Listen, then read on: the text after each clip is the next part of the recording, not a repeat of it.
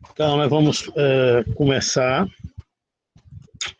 ou retomar a disciplina, o curso sobre a Fenomenologia do Espírito, 1806, do Hegel, né? Nós já vimos 2 capítulos. Capítulo 1 sobre a consciência sensitiva, consciência sensível. Capítulo 2 sobre a consciência percipiente. Nós estamos vendo o desenvolvimento da consciência em busca de conhecer o objeto, e nessa busca de conhecer o objeto, ela se autoconhece, e nesse processo de conhecer o objeto e se autoconhecer, ela vai tomar consciência que ela e o objeto não se separam, né? Na medida que ela modifica o objeto, ela se modifica, né? Na medida que ela conhece o objeto, ela se conhece, e que sujeito e objeto não estão separados. Então a gente vai agora ver um tipo de consciência que o Hegel chama consciência concebente, ou o entendimento. Terceiro capítulo da Fenomenologia do Espírito, intitulado Força, né, e Entendimento, ou Fenômeno e Mundo Suprassensível. Ou seja, nós vimos uma consciência inicial, para Hegel, é a consciência natural, a consciência simples, a consciência imediata, que tem um objeto como já dado, já constituído, né? O objeto como se fosse algo concreto, como se fosse algo imediato. E nós vimos que, né, ao analisar a operação dessa consciência sensitiva, dessa consciência natural imediata, chamada consciência sensível, nós vimos que, na verdade, ela não tem um objeto de forma concreta, né? Ela não trabalhou, ela não trabalha as mediações do objeto, ela não contextualiza o objeto, ela não vê a história constitutiva do objeto. Ela toma um objeto, né, como se fosse um singular, mas na verdade é um universal. Eu digo a cadeira, não estou dizendo nada. A cadeira, existem milhões de cadeiras. Eu digo o copo, existem milhões de copos. Então, na verdade, o que a consciência sensitiva tem é universal. E não é concreto, é um universal abstrato. O concreto precisaria que as determinações, as partículas, as propriedades de um dado objeto fossem trabalhadas por essa consciência, ela não é trabalhada. Toma de imediato, a partir dos seus sentidos, né? E esse objeto que ela pensa que é, que na verdade é pobre, abstrato, né? E aí nós vimos uma outra consciência, que é a consciência percipiente, que já tem um objeto dado pela consciência sensitiva. Na medida que a consciência percipiente, diferentemente da consciência sensível, é uma consciência mais ativa, né? Não deixa o objeto vir, mas ela vai ao objeto. Mas ela vai ao objeto ainda condicionada pelos sentidos. Ou seja, ela percebe os objetos pelos sentidos. Aí ela tem o universal, dado pela consciência sensitiva, mas é um universal condicionado pelos sentidos. Como é condicionado pelo sentido, ela não tem da abstração, ela vê dois, como se fossem 2 universais. O universal enquanto tal, o copo, a cadeira, a mesa, o computador, o livro, né? E ao mesmo tempo também, como ela, né, se dirige ao objeto pelo sentido, ela vai ver também as partículas, vai ver o universal das partes. No caso aqui, esse exemplo do sal, né? Vai ver o branco, vai ver o salgado, vai ver o asperoso. E quando ela tem uma parte, não tem as outras. E se uma parte nega as outras, nega esse todo. Quando ela tem esse todo, não tem as partes, mas o todo sem as partes é um todo vazio.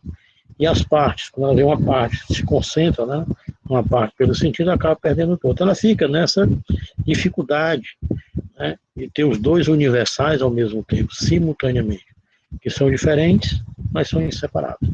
A consciência, enquanto entendimento, ou entendimento, é uma consciência que vai ter o objeto como força. Daí o título desse capítulo, né? Força. O que é o objeto? É força. O objeto é força. E o objeto com força é como se o objeto tivesse 2 forças. Isso a nível explicativo.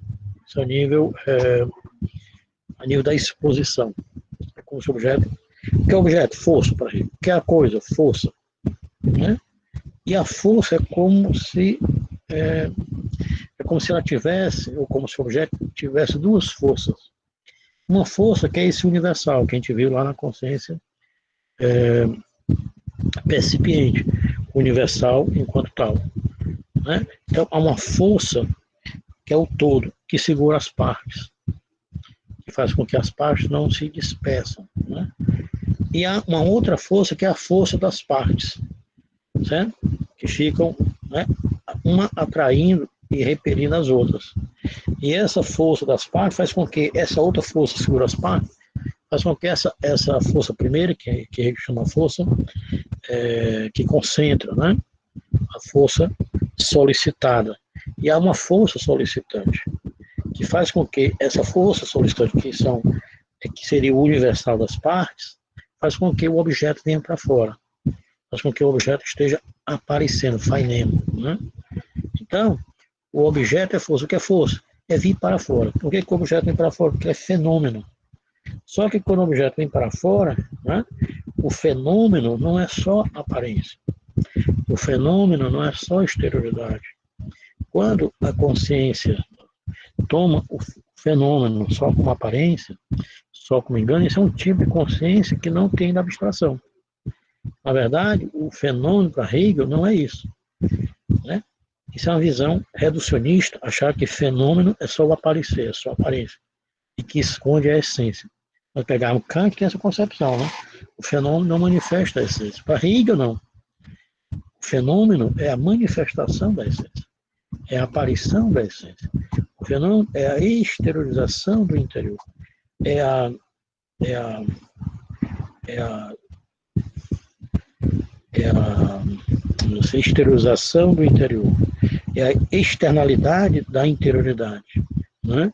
Então, a consciência concebente, que é o entendimento, vai ter acesso a esse interior, a esse interno, que na filosofia, na teoria, a gente chama a essência, e transformar essa essência, né, numa lei, num conceito, para dizer o que é que acontece dentro do objeto, para descrever o objeto, para apropriar-se conceitualmente do objeto. Então, o que é o objeto? Para essa consciência concebente. O entendimento da consciência concebe o que? Leis, que é própria essa consciência da consciência científica. A consciência científica vai fazer isso, só que quando ela vai, né, transformar esse interior, esse interno, essa essência, a essência do aparecer, o interno do externo, o interior do exterior, transformar numa lei, a ciência perde todo esse processo de constituição da lei. Na verdade, a lei é universal, mas é universal do contingente. A lei é uma lei geral, mas de outras leis, ou seja, que a lei tem contradição. E a ciência vai querer evitar a contradição, vai querer evitar a filosofia, né? Daí acaba sendo uma lei morta, né? Uma lei que não tem dialética. E a ciência não quer aceitar dialética, porque justamente acha que a lei é um necessário. É um necessário, mas é um necessário contingente. É uma lei, mas é uma lei de outras leis. Daí a lei tem contradição, né? Isso é possível a nível da filosofia. A ciência ainda tem um limite, embora ela trabalhe com conceitos, trabalhe com leis, né? Trabalhe com abstração, ela não consegue trabalhar com dialética, com contradição. E a lei é uma lei de outras leis. É um necessário contingente, né? É um permanente ou não permanente, é um contínuo descontínuo. Ou seja, a consciência, que nós vamos ver, a consciência, força é o objeto do entendimento. E através da força, que é o objeto, é força. Por isso que Deus não pode ser chamado força, porque força é algo que está deixando de ser. Mas deixando de ser, quando o objeto vem, é como se a outra força segurasse o objeto.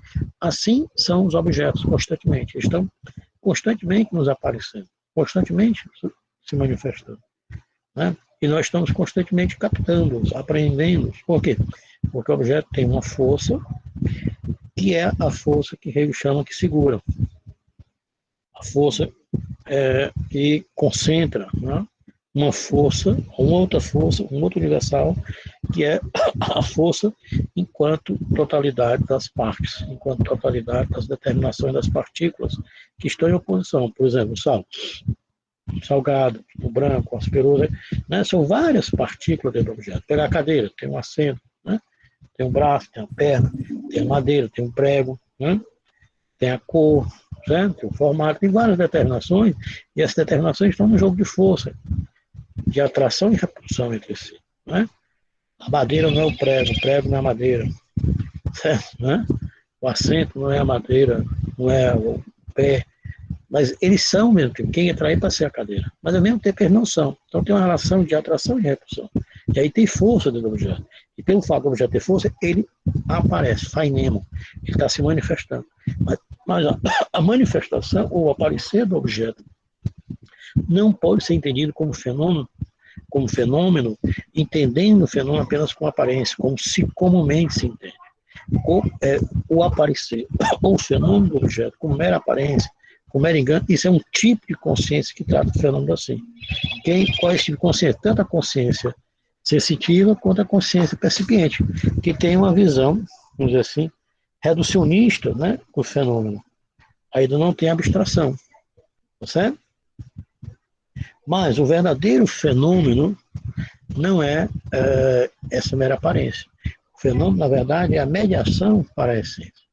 O fenômeno é o meio termo para chegar é o externo que mostra o interno. Claro que não mostra o interno, né? Assim, de forma já sistematizada, organizada. Esse é o papel da teoria, o papel da ciência, da filosofia, né? Sistematizar o que está dentro do objeto, concatenar o objeto, articular o objeto. Mas, se nós não pudéssemos chegar no interior do objeto, se nós não pudéssemos chegar na interioridade do objeto, se nós não pudéssemos chegar na essência do objeto, o objeto seria, né, inatingível, seria incognoscível. Ele vai dizer, olha, o que o objeto está dentro dele. Por isso que o real é racional. Tem uma racionalidade que pode ser aprendida e dita. É claro que não está dado. Agora, pelo fato de não estar dado, não quer dizer que a essência do objeto, a razão de ser do objeto, a sua interioridade, a sua internalidade, não está fora, está no aquém, no além. Quando a gente coloca a interioridade, né, ou a essência da coisa fora, é claro que se torna inatingível. Não que a razão, como Kant acha que a razão é limitada, não é por isso. É porque se você coloca a essência no além, uma essência, no outro plano, claro que a razão não vai atingir, mas para Hegel não. A essência está na aparência. A aparência é a aparência da essência. E a essência é a aparência manifestada. Mas não quer dizer que a essência esteja dada. Né? Se já tivesse, todo mundo sabia as coisas, para as coisas descobre. Né? A essência está na aparência. Mas estar na aparência não quer dizer que ela esteja concatenada, que ela esteja articulada, mas está lá. Né? Pelo fato de estar lá, é possível, científico, filosoficamente, atingi-la, aprendê-la e expressá-la em leis ou em conceitos. Então, eu vou ler um texto, tá certo? Compassadamente, que trata desse capítulo. Em seguida, nós vamos ler parágrafo por parágrafo, até uma ideia, tá certo? Lembrando que esse capítulo é um capítulo um pouco rebuscado, um pouco difícil. Esse texto vocês encontram também na revista Dialectos, né? É só você colocar no YouTube ou né, no Google, revista Dialectos, certo? Você vai procurar lá, você vai encontrar esse texto meu lá. Você pode imprimi-lo, ok? Que é intitulado O Defeito. Né? Ok? O Defeito. Qual o ano da revista? Pois é, eu vou dar uma olhada e eu mando para vocês. Aquele cabelo. Mas em princípio está na revista Dialectos, eu mando lá, né? Um sitezinho para vocês depois, tá bom? E ela tem acesso gratuito, etc. Vocês podem ler, imprimir, caso queiram. Então, eu vou ler compassadamente e depois nós vamos ler o próprio texto. Ok? Olha, o defeito da lei universal. O que é que ele vai dizer? Que essa consciência concebente, que é o entendimento, é um salto em relação às duas consciências anteriores, a consciência sensível e a consciência percipiente. Por quê? Porque tanto a consciência sensível quanto a consciência percipiente tem o objeto, tem a coisa, né, ainda condicionado pelos sentidos. Não tem um objeto dado pela razão. Aqui a consciência concebente, ela vai elaborar leis, né? Ela vai conceber o objeto, ela vai formular leis para entender o objeto. Portanto, ela tem uma abstração, dá um salto. Só que ela vai fazer todo esse processo, certo? Do universal enquanto tal e do universal das partes, ou seja, do uno e do múltiplo, né? Da essência, da aparência, da unidade, da diversidade, do todo das partes. Mas quando ela chega na lei, que é o todo, que é o universal, ela esquece que tem também as partes, tem também as contingências, que a lei é uma lei de outra lei. Ela acaba tomando a lei como se fosse um necessário sem contingência. Toma a lei como um contínuo, mas sem um descontínuo. Trata a lei como se a lei veio dos fenômenos, né? Veio da materialidade. Na materialidade, senão há diversas outras leis. Né? Na verdade, a ciência força um pouco, né? Quando transforma um fenômeno inerente ao objeto numa lei, ela é forçando, né? Mas, na verdade, existem múltiplas leis ali, por isso que é possível depois, né, dizer que o objeto está bem assim, não funciona bem assim, né? Porque você está decodificando o que está acontecendo no interior do objeto, né, e querendo expressar isso numa lei universal, sendo que há diversas leis dentro da matéria, dentro das partículas do objeto. Então, esse texto aqui é do 3º capítulo, um texto escrito por mim, que está publicado na revista Dialécticos, tá certo?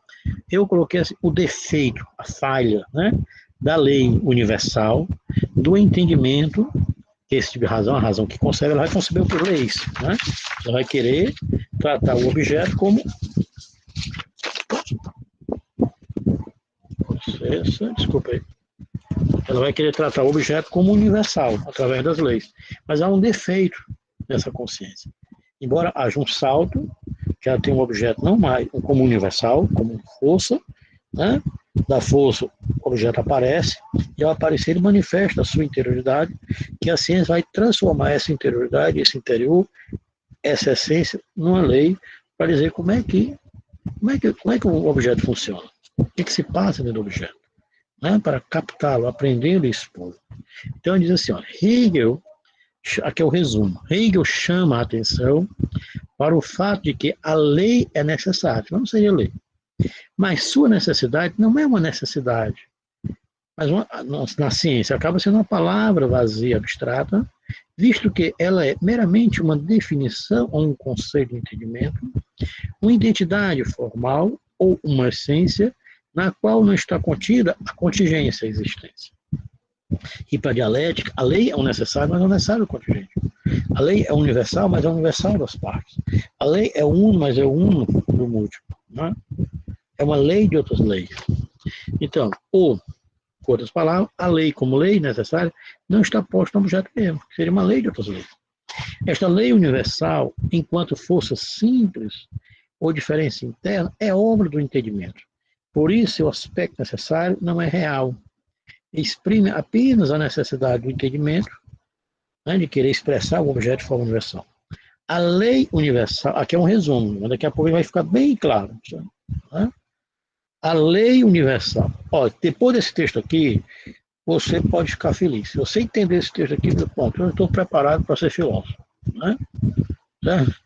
Então, você, pronto, eu já terminei minha carreira como filósofo, entendi o entendimento. Tá certo? Bem, olha, então, a lei universal é aquela diferença interna, a diferença que permanece inerte, puramente subjetiva, que reside somente nas palavras do entendimento. Uma diferença sem diferença, uma diferença que não exprime nenhuma diferença do objeto mesmo. Se as diferenças nada são em si, pois elas têm o mesmo conteúdo, a mesma constituição, a saber, a diferença interior, a diferença única da lei dada pelo entendimento. Então a diferença, ou seja, né, que o entendimento vai querer transformar todas as diferenças numa unidade, e transformar essa unidade num conceito, numa lei. A diferença interior, a diferença única da lei dada pelo entendimento. Então, a diferença, como diferença de conteúdo, isto é, do objeto, está, em geral, na pura força, descartada.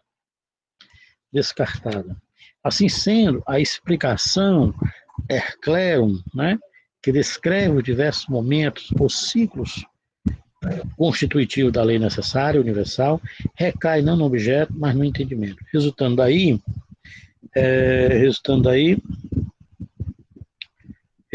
um movimento analítico puramente tautológico, formal do entendimento consigo mesmo.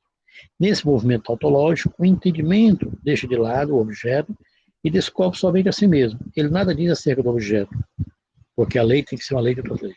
A lei tem que ser a unidade da diversidade, tem que ser um contínuo e descontínuo. Mas apenas persiste no seu próprio objeto, que é a unidade tranquila do objeto. O reino calmo das leis universais, elaborada por ele mesmo, pelo entendimento. O que vocês entenderam? Nada. Mas é justamente isso, nós vamos entender agora, certo?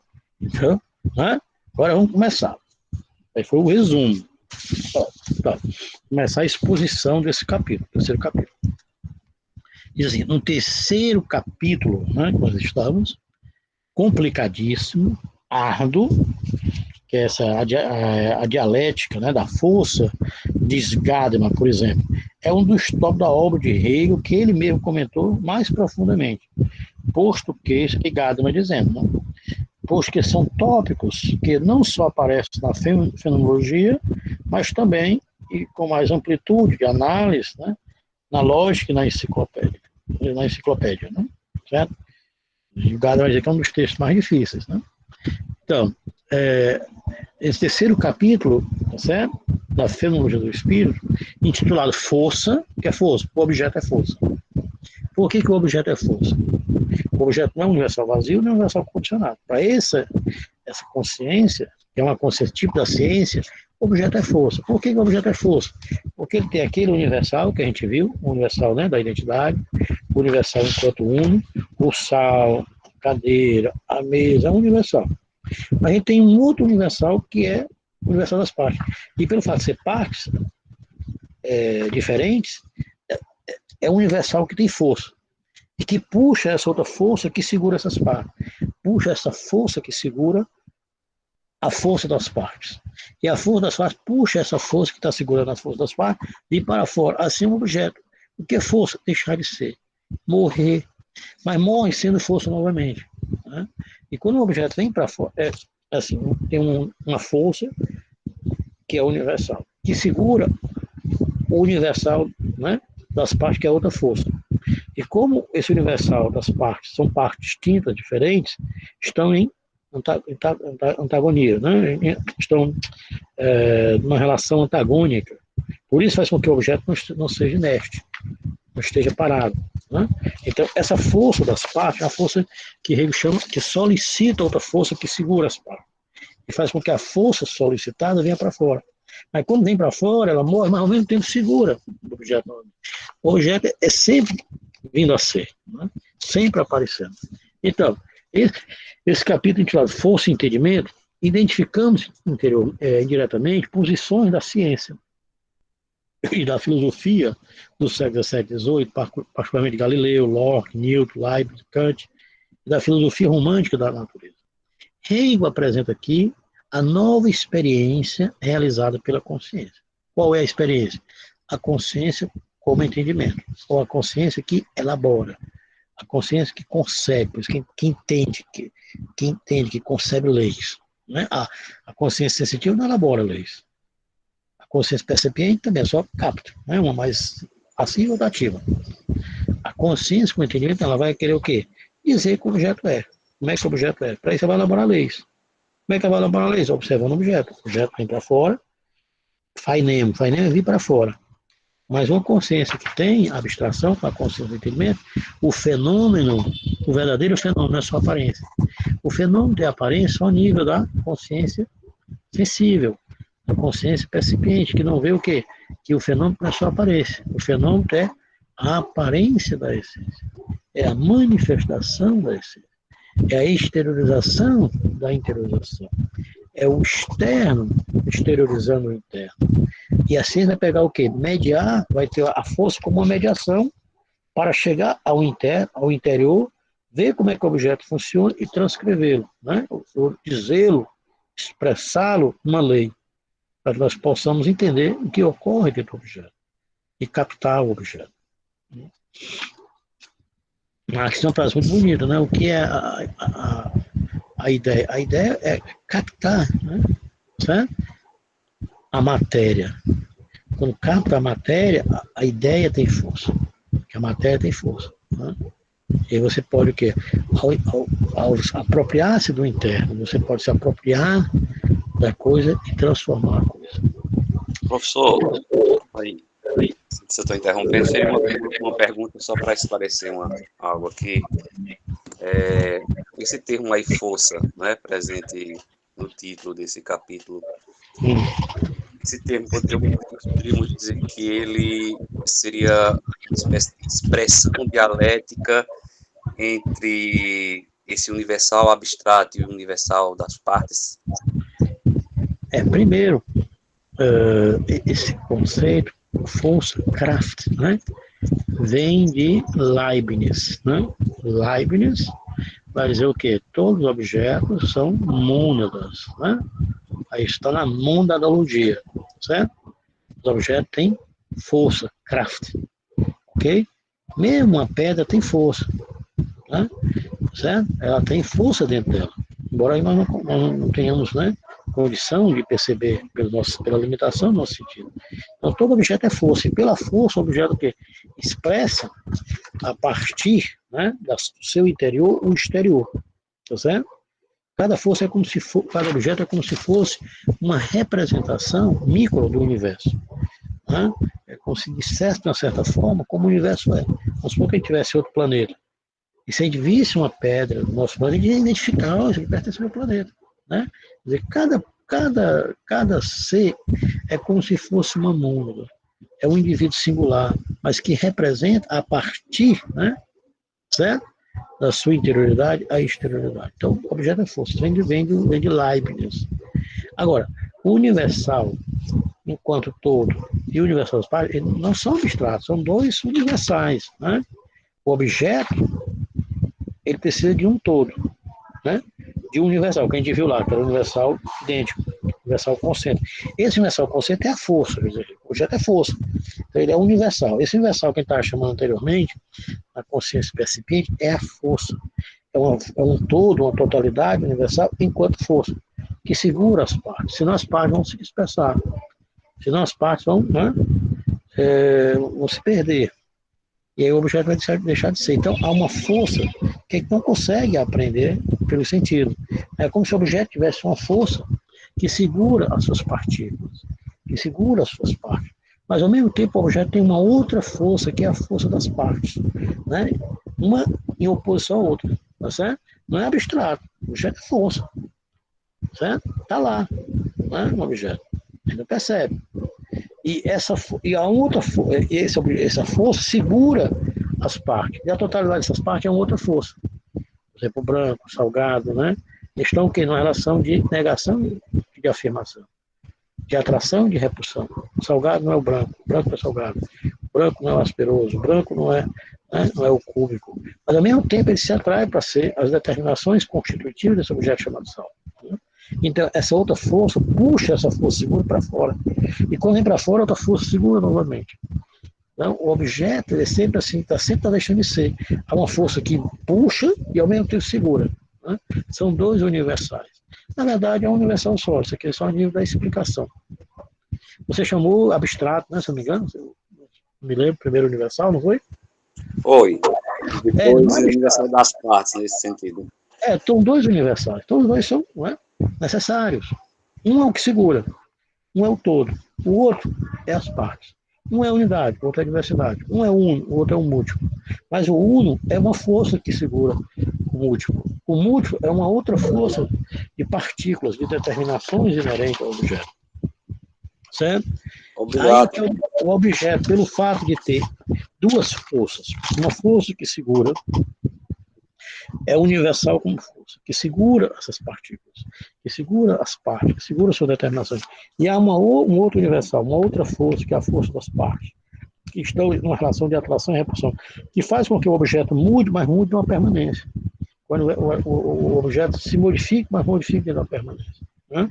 E faz com que o objeto esteja aparecendo, fainemo, que é o objeto aparecer. Mas o aparecer não é uma mera aparência, como Kant pensava.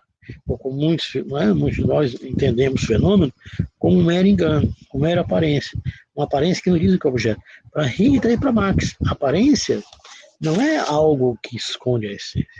A aparência é o mostrar da essência, é o revelar da essência. A aparência é a essência manifestada. E a essência é a aparência que se manifestou. Ou seja, o entendimento quer chegar ao quê? Ao interior do objeto.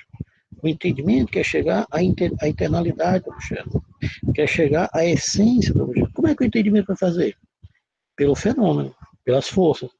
Então, a força vai ser a mediação, embora ela esteja deixando de ser, mas ela tem um aspecto positivo, qual é? Mediar o interno ao entendimento.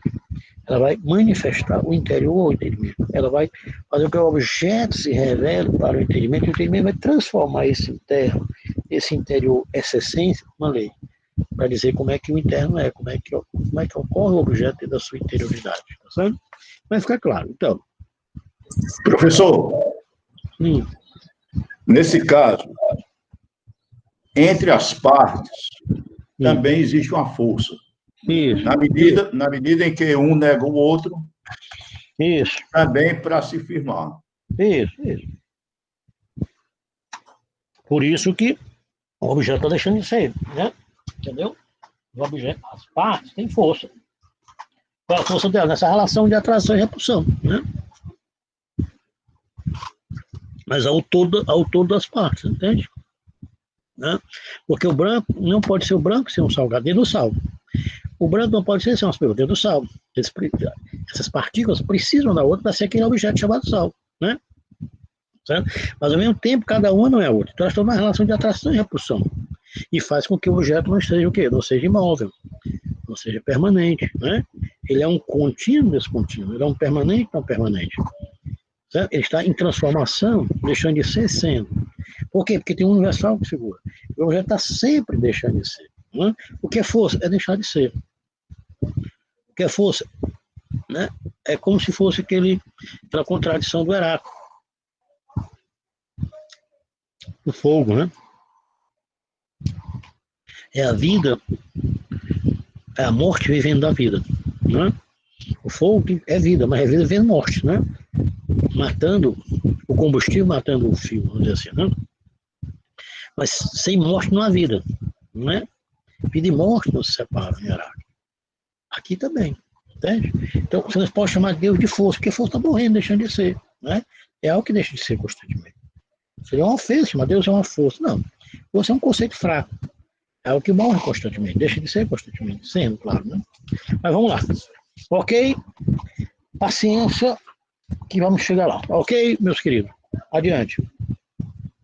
Então, nesse momento dialético, a consciência suprassume a certeza sensível, a consciência sensível, o nível do ver, do ouvir, do pegar, tocar, e reúne aquelas contradições da percepção. O uno, o múltiplo, o universal, enquanto idêntico, o universal das partes, reúne isso, tá certo? Agora, num universal não mais condicionado pelo sentido, é um universal, como força, né? Ou seja, num impedinte universale, um universal incondicional, que essa consciência toma, agora em diante, como objeto verdadeiro e essencial. Objeto esse formado por uma reflexão interna sobre si a partir da relação para com os outros. Uma reflexão interna. Vamos ver que o objeto tem uma força, né? Que segura esse outro todo, enquanto força das partes. E ele reflete também nele também. Né? Tem uma certa reflexividade, né? Na interioridade do objeto. Porque ele tem um para si, né? E também um para ele. Ele é também um para essa outra força de partes. E tem essa relação também de atração e repulsão entre as duas forças. Daqui a pouco fica mais claro. Segundo Hegel, a consciência não toma consciência disso, né? Que tem duas forças ali. A força do uno e a força do múltiplo. A força da unidade, a força da diversidade. A força do universal, que concentra, a força do universal das partes. A força do universal das partes que puxa esse universal, né? Que o Hegel chama da força concentrada para fora. Mas quando vem para fora, a força novamente concentra o objeto. A consciência não toma consciência disso, quer dizer, ela não reconhece, porém, a si mesma nesse objeto refletido. Nós, filósofos, Hegel, sabemos, através de uma análise filosófica, e a experiência da consciência vai mostrar, a saber que aquilo de que chamamos sentido próprio do objeto reflete mesmo a estrutura da consciência. Com outras palavras, que esse objeto agora é o universal incondicionado e a consciência é uma coisa só. Uma reflexão só, mas a consciência não sabe disso. Né? Importa ver agora como essa consciência examina, né, a seu modo, ou seja, como consciência consciente, o objeto. O objeto, a coisa, a realidade, não mais posto o objeto, né, pelos sentidos, pela percepção. que eu compreendo meramente de forma externa, eu tenho, do ponto de vista químico, atomístico, decomposto em muitos objetos com suas propriedades, mas agora o objeto como força, Kraft, e como jogo de forças, que exercem entre si uma ação recíproca, né, que está por trás dos fenômenos, das propriedades da coisa, e como leis, que governam essas forças e fenômenos, leis essas elaboradas pelo entendimento. Certo? Então, o novo objeto, o universal, agora é universal, mas não é universal mais condicionado, é universal incondicional. Por quê? Vai ser dado só pelo conceber. Onde é que está esse universal? Vai ser expresso na lei. O que é a lei? É universal. Para que a lei? Para dizer como é que o objeto funciona. Você vai saber como é que ocorre no interior do objeto. Mas como é que a ciência, ou a consciência, né? Enquanto ele chegou a uma lei, porque ela observou o objeto, viu que o objeto se manifesta, que o objeto tem força, né? E ao se manifestar, ele aparece, mas ele aparece, não é só a essência, é o aparecer enquanto revelação, manifestação da sua essência.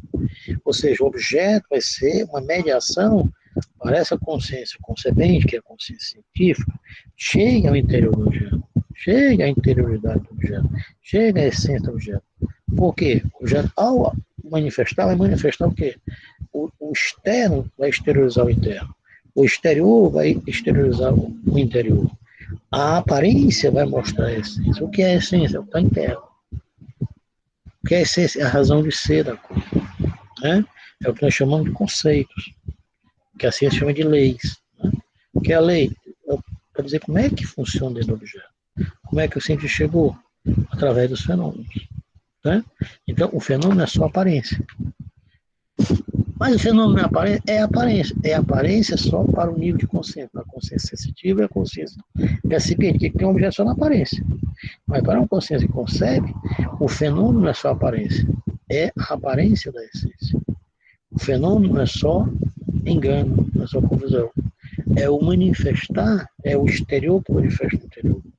É o externo que pelo seu externo mostra o interno. Por isso que o fenômeno é a mediação do entendimento para chegar ao interior e transformar o exterior em leis. Então,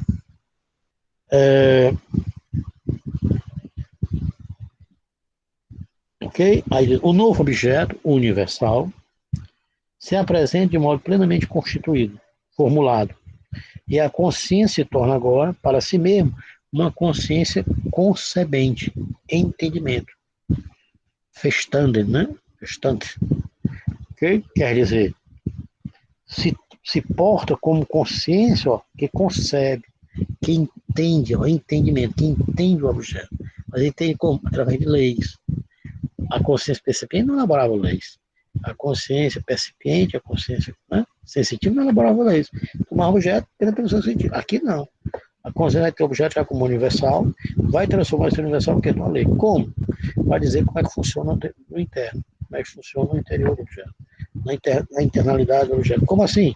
Observando que o objeto, né, tem força, e pelo fato de ter força, ele está aparecendo, faz mesmo. Nesse universal, agora, o objeto é universal, força. A consciência nega e abandona aquelas dualidades que nós vimos, uno, múltiplo, unidade, diversidade, universal em si, universal das partes, nega essa dualidade, aquelas contradições, essencial e inessencial. A aparência é inessencial? Não. A aparência é inessencial para a consciência sensitiva e para a consciência percipente. Ela, na verdade, ela é o inessencial não essencial, é a aparência da essência. Né? Coisa e suas propriedades, uno e múltiplo, sujeito a objeto, saber e objeto, da consciência percipiente. E põe com a mesma essência a unidade do ser para si, né, do uno, e do ser para o outro, ou seja, do múltiplo. O branco está para o salgado, o branco está para o asperoso. Não só na forma em que concerne esses momentos, um em relação ao outro, mas também no próprio conteúdo.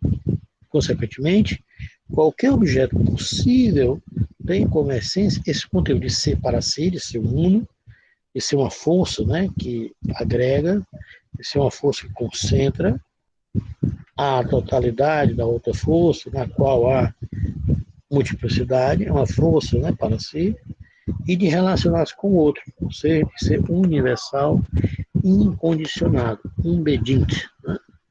Não sei o que é objeto, é universal incondicionado. O que é objeto é força, no qual há, na verdade, a nível da exposição, como se houvessem duas forças. Apesar do universal incondicionado, né? Por que é incondicionado? Porque agora é dado o quê? Só pelo entendimento, não está constado pelo sentido. Apesar do universal incondicionado ser objeto da consciência concebente, do entendimento, emerge dele, emerge desse objeto, né? Aqueles dois momentos que se apresentavam inicialmente à percepção. Quais são? O múltiplo, né? Que é o universal das partes, a multidão das partículas, das propriedades sensíveis, das diferenças, ou a multiplicidade das matérias subsistentes.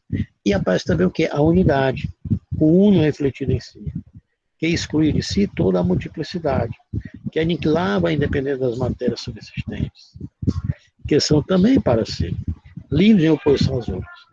É evidente que esses momentos do uno, do múltiplo, da unidade da diversidade, da força que concentra, da força que puxa, né?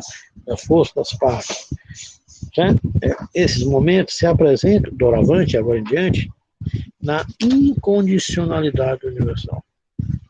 Não separados um do outro, mas pensados um com o outro. Suprassumidos um ao outro. E o que se põe na verdade, é apenas um transitar. É a passagem de um para o outro. Que o objeto vai ficar, o que fica no objeto é só essa diferença. O passar de um para o outro, do uno para o múltiplo, do múltiplo para o uno. Da força que concentra para a força que vem para fora. A força que vem para fora para a força que se concentra. O que permanece é essa diferença de um para o outro. Porque se não houvesse diferença, não haveria mobilidade. Se não houvesse a diferença do uno do múltiplo, da força que concentra, da força que puxa, o objeto seria o quê? Imóvel, imodificável. Ele não é. Então, o entendimento tem por objeto o passar constante do uno para as partes, né? Para o múltiplo, da unidade para a diversidade e do múltiplo para o uno. Esses dois momentos, a força comum e a força das partes, a força do uno que concentra a força das partes, a força das partes que puxa essa força do uno para fora e faz com que o objeto esteja o quê? Aparecendo, se manifestando. Ao objeto, ao fazer isso, o objeto está se revelando o que ele é. E a ciência vai lá e capta esse interior e transforma esse interior em uma lei.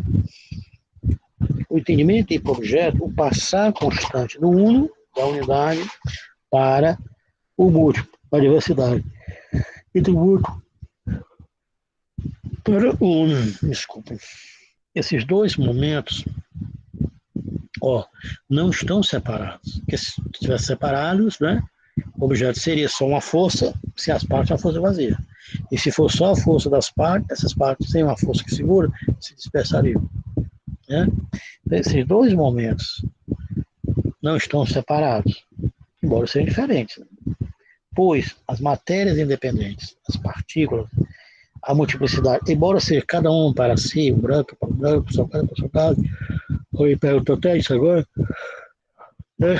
o asperoso é para o asperoso, embora cada partícula seja para si, né? O braço é braço, a perna é a perna, o assento é assento, o prego é o prego, a madeira é a madeira, mas essas partes, para serem cadeiras, elas têm que estar o quê? Tem que se atrair, elas têm que, uma tem que atrair a outra, né? Uma tem que atrair a outra para que elas juntas possam ser as partículas, né? Ou o conteúdo constitutivo desse objeto chamado cadeira. Então, embora os momentos são diferentes, mas não são separados, pois as partes, as matérias independentes, a multiplicidade, embora seja cada uma para si autônomas, estão numa unidade estreita que as subsiste, né? Cada um está onde a outra está. E a unidade é com efeito essa multiplicidade de matérias independentes e indiferentes. Quer dizer, a diversidade, posta como independente, passa imediatamente à unidade. E a unidade se desdobra nos independentes. E estes voltam à unidade. E assim sucessivamente. É precisamente esse vínculo, esse processo, esse movimento constante do uno para o múltiplo, da unidade para a diversidade, da diversidade para a unidade, que aparece ao entendimento inicialmente como uma forma objetiva, que será para ele a força de Kraft. O objeto é força, não é Kraft. O objeto não é permanente. Kraft. Isso vem do Leibniz, né? Que é a mão, força. Né? E pela sua força, ela representa, né, a partir do seu interno, o mundo externo. Esta força concentra, portanto, em si a matéria, isto é, as qualidades materiais desconexas da coisa, sendo assim refletido, né, em si um meio universal de múltiplas matérias existentes, de unidades individuais. Com isso, Hegel se aproxima aqui de diversos filósofos, entre outros, por exemplo, de Locke, que vê nas qualidades a força da substância, de Leibniz, que eu disse, né, que julga impossível a unidade da matéria isolada, passível, tomando pelo contrário a força, uma verdadeira natureza dos objetos das coisas. De Kant, que entende os corpos materiais como equilíbrio de força, a saber, a força de atração e repulsão. Já no mencionado capítulo, esse capítulo está vendo? Força e entendimento. O que é força? Objeto. O que é entendimento? Uma espécie de consciência que vai tratar o objeto concebendo eles. Já nesse mencionado capítulo, força e entendimento da fenomenologia do espírito, Hegel apresenta inicialmente o conceito e a realidade da força. O objeto é força. Ele vai apresentar o que é força. O entendimento distingue, na concepção de Hegel, dois momentos da força. A força em si, de Kraft an sich, né? A força em si, a força que concentra, certo? E a força, que é a força reprimida, recalcada, ou concentrada em si mesma, como se fosse a potência, que é a força propriamente dita. E uma outra força, a exteriorização da força, de Äußerung der Kraft, né? A exteriorização. A força das partes faz com que essa força que concentra se exteriorize. A exteriorização da força. A força como exteriorização, como ato das propriedades, das partículas, como manifestação ou expansão de si mesma, no meio das diferenças das matérias independentes e distintas. Só é força, propriamente dita, o objeto só é força, se ela, né, contém esses dois momentos. O momento da força concêntrica e uma força que puxa. Né? Senão o objeto seria parado. Esses dois momentos, isto é, se ela, a força, manifesta ou põe para fora o que ela tem dentro de si. O que é manifestar o objeto sempre põe para fora dizendo que ele é. Para fora. Mas na exteriorização, a força se conserva. Quando ela se exterioriza, a força segura novamente. Né? Quer dizer, o objeto está deixando de ser sendo. E se mantém em si mesmo, já que ela é apenas a exteriorização do que é em si, e não há nada mais além dela, além da força.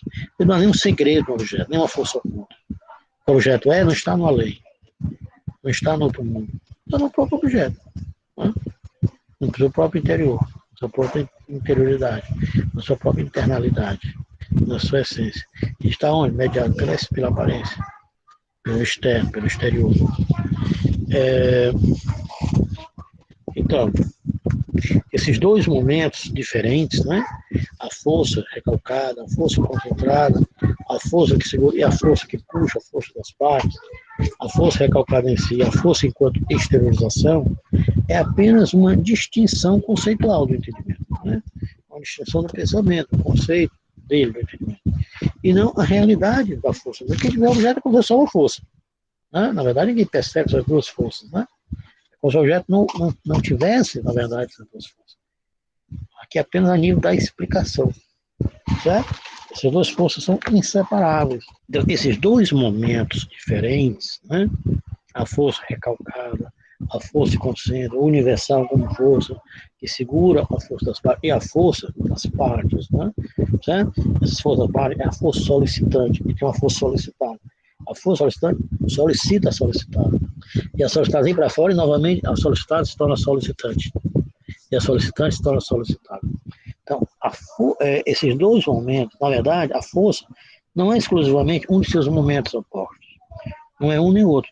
Os quais são inseparáveis. Mas é a passagem de um ao outro. Do um ao múltiplo, múltiplo ao um. Pois tanto um quanto o outro são a própria força. No objeto, nesse universal incondicionado, a força é igualmente para si, né? O que é para o outro. E tem essa diferença nela mesma, pois ela não é outra coisa que um ser para o outro. Então, esse universal também só pode ser para esse universal, essa outra força das partes. A força das partes também tem que ser para essa força, enquanto força que concentra. Na força, há, como dito, um processo de dois momentos, que sem cessar se fazem independentes. Cada um tem que ser, senão não há força. Eles são diferentes, são independentes.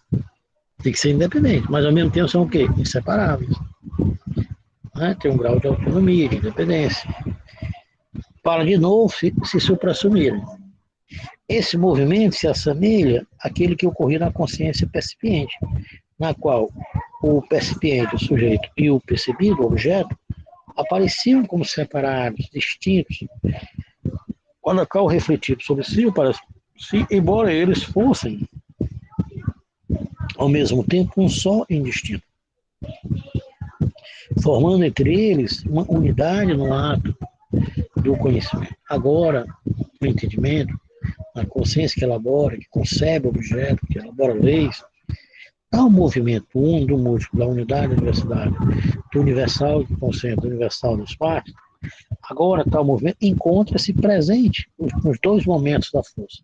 Na força nós temos a força que segura e a força das partes. Né? A força do universal e a força, né, das partículas. Certo? E eles ao mesmo tempo são diferentes, mas também eles, né, enquanto duas forças, se atraem. Um não pode ser sem o outro. Certo?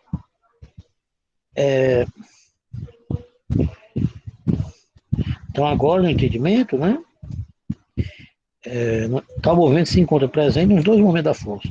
Esses dois momentos, né, são dois extremos para si existentes, mas que formam também uma unidade, o termo médio entre eles, e só existe por meio deles. Né? Ok? Assim, esse movimento,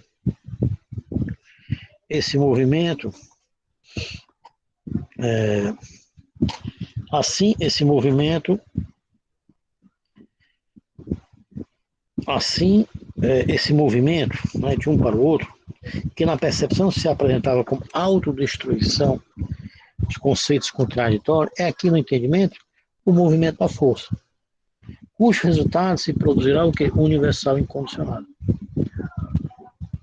Porque ele é condicionado pelos sentidos. E por isso, como ele é condicionado, é possível os dois ao mesmo tempo. Como algo não objetivo, melhor dizendo, como o interior das coisas. Aí vai dizer o quê? O objeto é força. Está deixando de ser, negando, mas ele tem algo positivo. Qual é? Mostrar o seu interno. Pelo fato do objeto ser força, ele vai se exteriorizar. Ao se exteriorizar, ele vai estar se revelando o que ele é. O externo, o objeto, se exterioriza. Vem para fora. Por quê? Porque ele tem força, tem contradição. E ao fazer isto, ao fazê-lo, ele revela o quê? A sua interioridade. O seu interior, a sua essência. E o entendimento quer chegar ao quê? Ao interno. Ao interior. Como? Pela mediação da força que é inerente ao objeto, para chegar ao interior do objeto e transformar esse interior na lei, para ver como é que o objeto funciona, como é que o objeto é. O interior ou fundo das coisas. Aqui também tem um conceito muito famoso, né? Chama o mundo investido, tá certo? Que é do Gadamer, né? Mundo investido, ok? Vamos ver daqui a pouco, tá? Um conceito importante na filosofia hegeliana, né? Ok? Hegel concebe a força como interior, das inere do objeto, como um interior que movimenta o próprio jogo de forças presente no objeto. Hegel mostra que a consciência concebente, o entendimento, apreende em princípio o seu objeto, a força, a partir de dois universais, né? O primeiro universal, o universal imediato, onde o entendimento parte, é a força como substância. A força que concentra, a força recalcada, a força concentrada em si mesmo, a força subsistente, que para ele, para o entendimento, é o objeto real. Então, o segundo universal é o universal mediatizado pela negação, que são as partes negando essa força, essa força ia para fora. Do universal imediato, ou seja, o negativo da força sensível objetiva, que é a força em sua verdadeira essência, tal como ela é em si para si. Esse segundo universal, que só é objeto do entendimento, é o interior das coisas. O interior, o idêntico, né, ao conceito como conceito. O entendimento não tem, entretanto, uma relação imediata com esse interno, com esse interior, com essas coisas. O que é que a ciência quer? Chegar ao interno do objeto, chegar ao interior do objeto, chegar à essência do objeto. Como é que a consciência concebente chega ao interno, chega ao interior, chega à essência? Através da força do objeto. Né?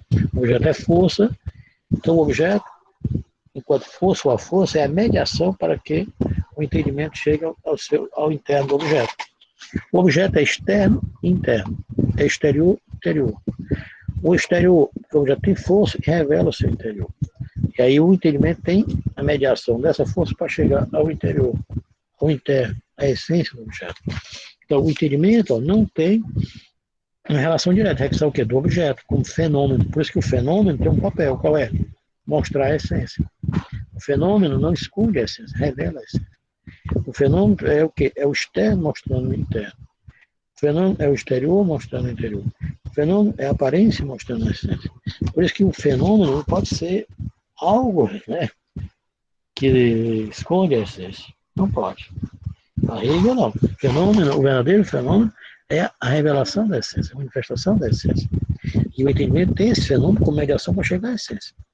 Então o entendimento não tem uma relação imediata com esse interior, com essa essência verdadeira das coisas. Né? Não tem. Ok? Não tem.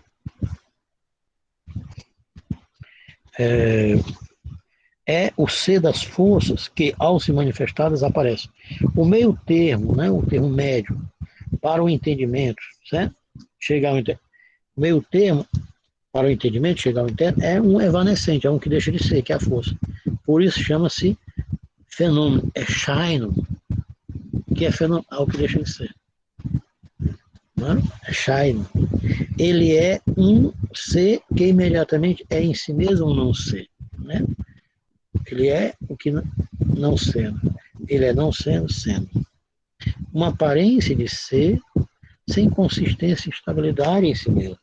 O todo, a totalidade dessa experiência é universal, que constitui o interior, ou como diz Hegel, um jogo de forças, das Spiel der Kraft, ou der Kraft, o espelho das forças, né? Refletido sobre si mesmo, posto agora positivamente como um objeto em si existente. Seria muito bom que vocês pudessem ler a monadologia, né, do Leibniz, belíssimo, certo? Que são os objetos, são mônadas, né? São substâncias, cada uma é uma substância. Não existe uma substância, como pensava Spinoza, né?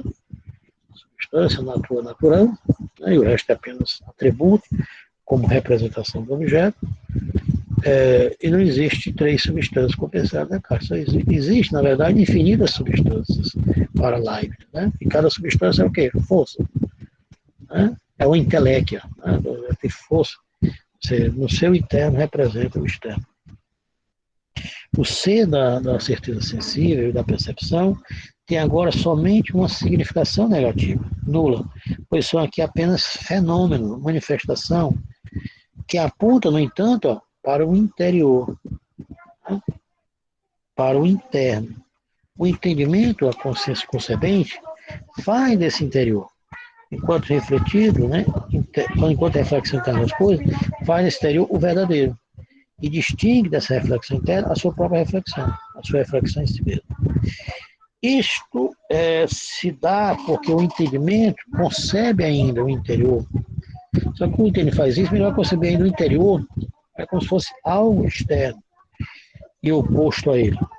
Como consequência do desdobramento que o fenômeno puramente objetivo vai fazer, não estando, pois, ainda consciente de sua presença nele, no interior. Ou seja, que ele, o interior, já é o conceito seu. Ele lida com esse interior enquanto conceito, mas ainda não se deu conta disso. Ou melhor, o interior é para essa consciência concebente o conceito, mas a consciência ainda não conhece a natureza. A gente vai ver daqui a pouco. Que a consciência vai tomar consciência que esse interior é a experiência dela mesma sobre o gênero. Esse interior é para o entendimento o verdadeiro. Né? Visto que ele está livre da oposição entre o universal e o singular, entre o uno e o múltiplo. Ele é, como dito, o objeto do entendimento. Objeto em que se manifesta pela primeira vez, ainda que de modo imperfeito, a razão. Tal interior irá se patentear aqui, no entanto, como um além, né?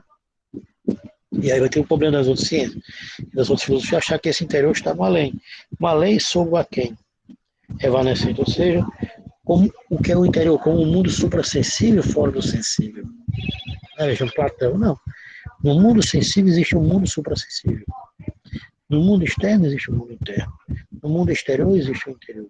Não existe o sensível sobre o suprassensível. O que é ciência? É transcrever a nível do conceito esse suprassensível, que na verdade está no sensível. Certo? Então, o mundo suprassensível, pairando acima e para, se assim entender, para além do mundo fenomênico sensível. Esta concepção do entendimento de um universal dado por ele, e não de universal do sensível, com sua autoridade, o elemento comum às aparências sensíveis de um interior verdadeiro, absolutamente verdadeiro, e o mundo suprassensível como mundo verdadeiro, a parte e acima do mundo sensível, concebido aparente, se assemelha, de certa forma, com as concepções platônicas, né? Tá certo? De um mundo sensível e um mundo suprassensível, né? Outra esfera, com dois mundos. Do mundo da uma concepção cristã, certo? Newtoniana, galileana, em que se caracterizam por tomar o universal como que permanece do que desaparece. Ou mais além, que permanece sob o aquém que desvanece. Daqui em diante, veremos um silogismo, certo? Um silogismo. Em que os extremos, né? Do interior do objeto e o entendimento. O entendimento quer chegar ao interior. Vai chegar como? Através da força do objeto. Então, o entendimento, para chegar ao interno do objeto, ele não pode. Ele vai precisar o quê? Da força do objeto, do fenômeno do objeto. Pelo fenômeno vai chegar ao interno. Então, daqui em diante, veremos um silogismo que tem por extremo o interior, ou o fundo das coisas, a essência das coisas, o interno das coisas, e o entendimento. E por meio, né, e por intermédio, o mundo fenomênico. Pois o movimento desse silogismo irá demonstrar as experiências, quer dizer, as ulteriores determinações daquilo que o entendimento faz através desse meio termo, ou seja, do mundo fenomênico. Em busca do fundo das coisas, do interior da realidade.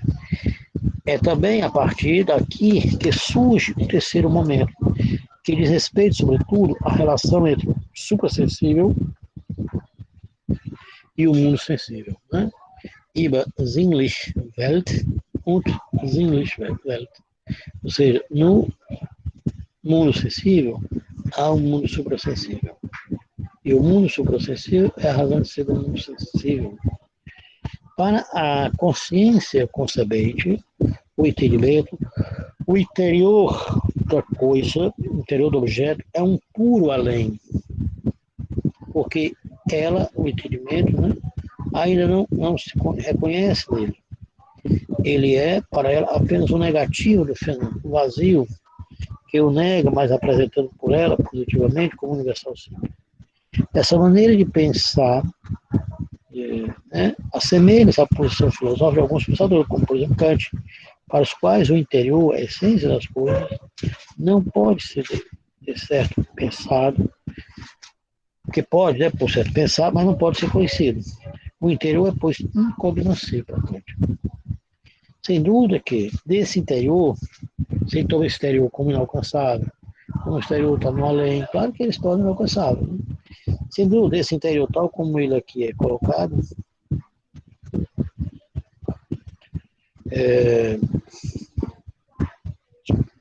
sem dúvida que desse interior, tal como ele aqui é abordado, não pode haver nenhum conhecimento. Se a gente coloca o interior no além, né, fora do aqui, coloca o interior não no exterior, não se pode conhecer.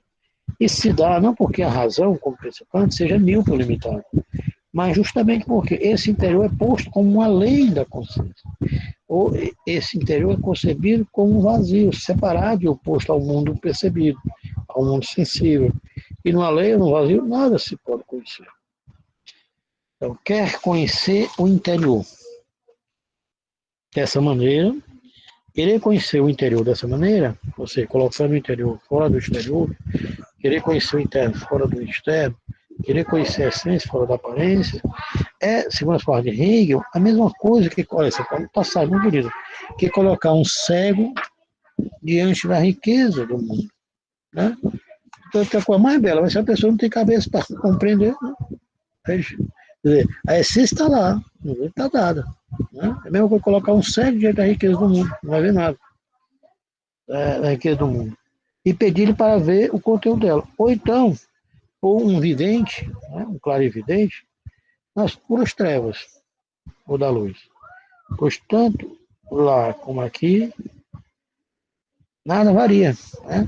Se você não tem capacidade de ver o que está ali, não vai ver. Né? Não tem as mediações para ver o que está ali, não vai ver. Né?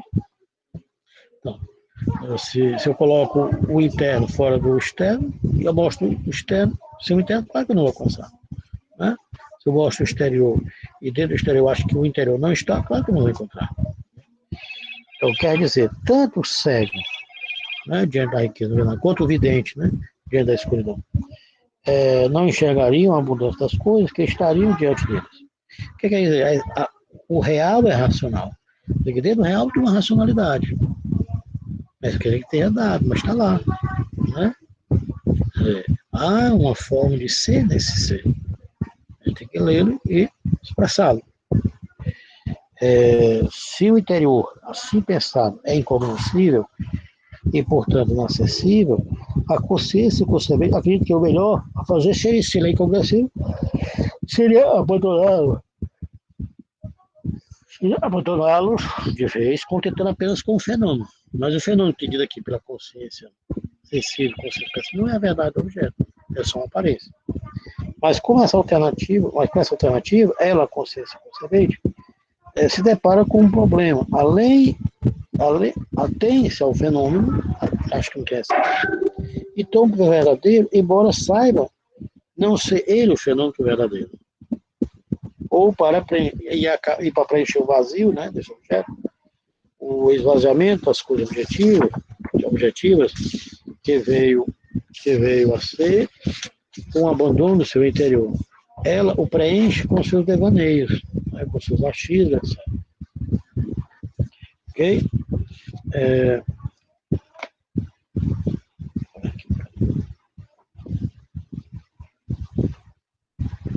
Vamos lá.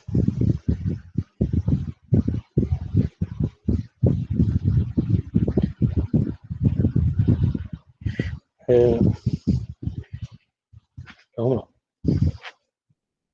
É necessário atentar que o interior, o interno, a essência, ou suprassensível, é o suprassensível do sensível, é o interno do externo, é o interior do exterior. É necessário atentar que o além suprassensível não é para Hegel vazio, pois ele, no interior, o interno, a essência, provém do fenômeno, da aparência, do fenômeno. E embora o fenômeno não seja a verdade, O objeto, ele é confuso, mas dentro da confusão do objeto, dentro do seu caos, né? Dentro do seu nevoeiro, a essência está lá. Isso quer dizer que está errado. E não quer dizer que o fenômeno já é a essência. Não é isso. Fenômeno e essência são diferentes. Mas quer dizer o que? Quer dizer o quê? Que a essência não está fora do fenômeno. Isso não quer dizer que há uma identidade, né? O fenômeno é o objeto ainda com a sua, o quê? Desordenado. Mas ele revela o que ele é. Agora precisa ser ordenado, precisa ser concatenado, precisa ser organizado, né? Precisa ser contextualizado, certo? Para ter a essência da coisa. Então, embora o fenômeno não seja verdade, né? Ele, o fenômeno, é a mediação, olha, né? Do interno, para chegar ao interno. Pois por meio do fenômeno do aparecer, o interno se põe, se manifesta.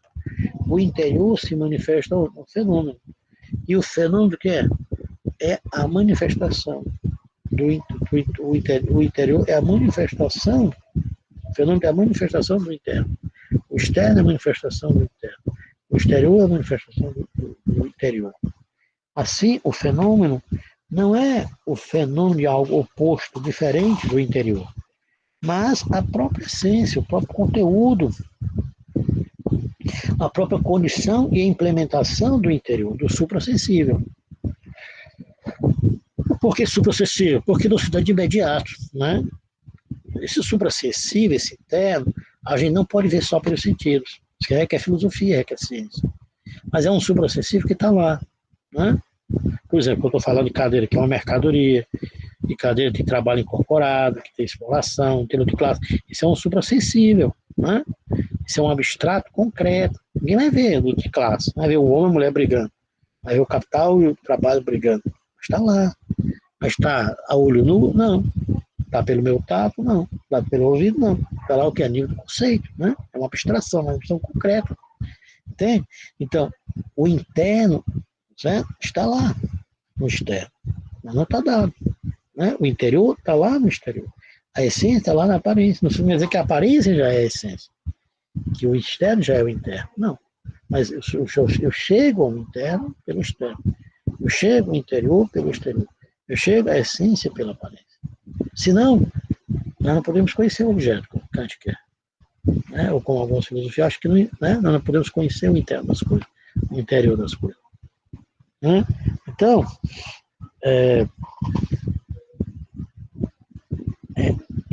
né? Este é, pois, o interno, né? É, pois, o fenômeno posto tal como ele é em verdade. O que é o verdadeiro fenômeno para Hegel? No sentido filosófico, né? E hoje vocês estão tendo o privilégio de conhecer o conceito de Hegel de fenômeno. Fenômeno para Hegel não é mera aparência.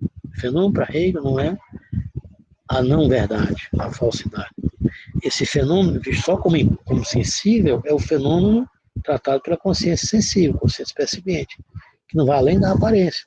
Mas o verdadeiro fenômeno é a aparência e a essência. É o aparecer que manifesta a essência. E a essência é a manifestação da aparência. O verdadeiro fenômeno tem fenômeno e essência. Aparência e essência. Externo e interno. Exterior e interior.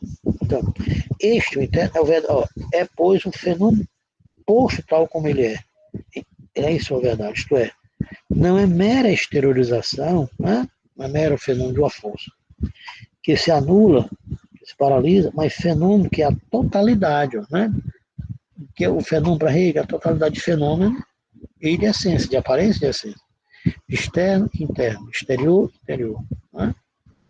Ou seja, do núcleo, né? A filosofia chega no núcleo, chegar no caroço da coisa, né? Extrair o caroço, para expor o objeto e dizer o que ele é.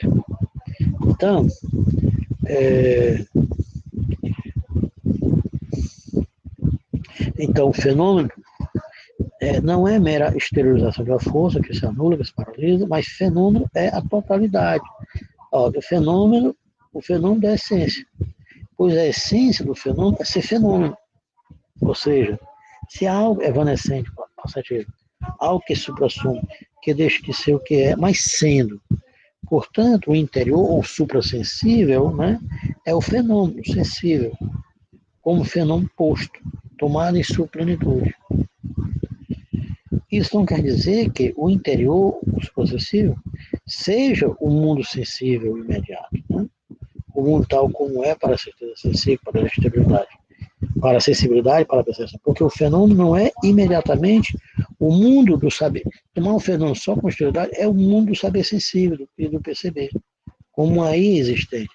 Mas está o mundo como suprassumido, posto em sua plenitude, como totalidade do interno e do externo, né? Do exterior e do interior, da aparência e da essência. Daí requer um salto na consciência.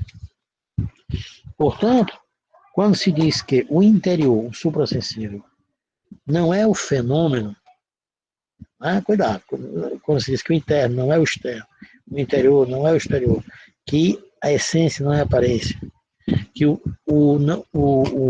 suprassensível não é o sensível, não se entende aqui por fenômeno, o fenômeno no seu sentido verdadeiro. Porque o sentido verdadeiro, o fenômeno que é a essência, é a aparência e a essência. O fenômeno, no seu sentido pleno, no sentido hegeliano e também marxiano, né, é o externo e o interno. É o exterior e o interior. Né? Mas quando diz que o suprassensível não é o sensível, é porque ele está entendendo, tá certo? O mundo suprassensível, ele está entendendo o fenômeno como sinônimo do mundo sensível, certo? Ou seja, desse mundo sensível dado pelo sentido, que só vê a aparência, né? Só vê o que aparece, né? Ao aparecer tem o interno, requer abstração. Evidenciamos que o interior das coisas era inicialmente, para o entendimento, um universal interior, incondicionado. O em si universal ainda não condicionado. E o jogo das forças tinha não só um significado negativo, né, de negar, mas o jogo de forças tem um momento positivo, ou seja, o jogo de forças vai ser mediador, né, entre o entendimento e o interior, porque o jogo de forças está no meio. E o entendimento através do jogo de forças vai chegar ao interior e transformar o interior do objeto numa lei para dizer o que o objeto é, como um conceito. Então, através dessa mediação positiva, ou seja, o entendimento através do fenômeno, que não só nega, né? Ele revela também, ele mostra também, se manifesta também. Então, Hegel mostra, através dessa mediação positiva, quer dizer, por meio do movimento das forças, o interior irá agora, nesse ponto, se implementar, ganhar um conteúdo para o entendimento. Hegel nos mostra como isso ocorre. No jogo de força, que é o objeto de jogo de força. Dizer, aparece, com o primeiro momento, o único conteúdo constituído pela diferença entre as forças. Porque vai aparecendo diferentes forças, né? Uma força concentrada, uma força recalcada, uma força que concentra a outra força das partes. Certo? A diferença da forma, que é a força solicitada tem uma solicitante que puxa a solicitada ali para fora e faz com que o objeto esteja em movimento. A força solicitada e a força solicitante. Há uma diferença entre a força solicitada, que segura, e a força solicitante, que é a força das partes.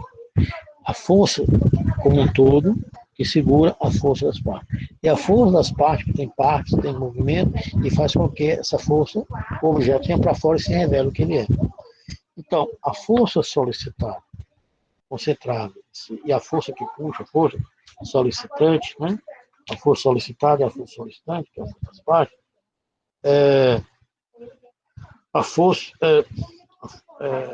a força recalcada em si e a força desdobrada, certo? Como múltipla. Aqui ocorre apenas uma troca imediata de determinações, ou a permuta absoluta entre as forças. A força solicitada se torna solicitante, a solicitante se torna solicitada. A força que concentra vem para fora e se torna novamente uma força, né? Uma força que concentra as partes. A solicitada, que é a força que concentra, se converte em solicitante, que é a força que puxa. E a solicitante, com esse materializar, se torna a força solicitada. Com essas duas forças diferentes, como essas duas forças diferentes são, porém, a mesma força, Quer dizer, a diferença da força é o mesmo que a diferença de conteúdo, desaparece. Então, toda a diferença entre as forças particulares, as duas diferenças se tornam uma só.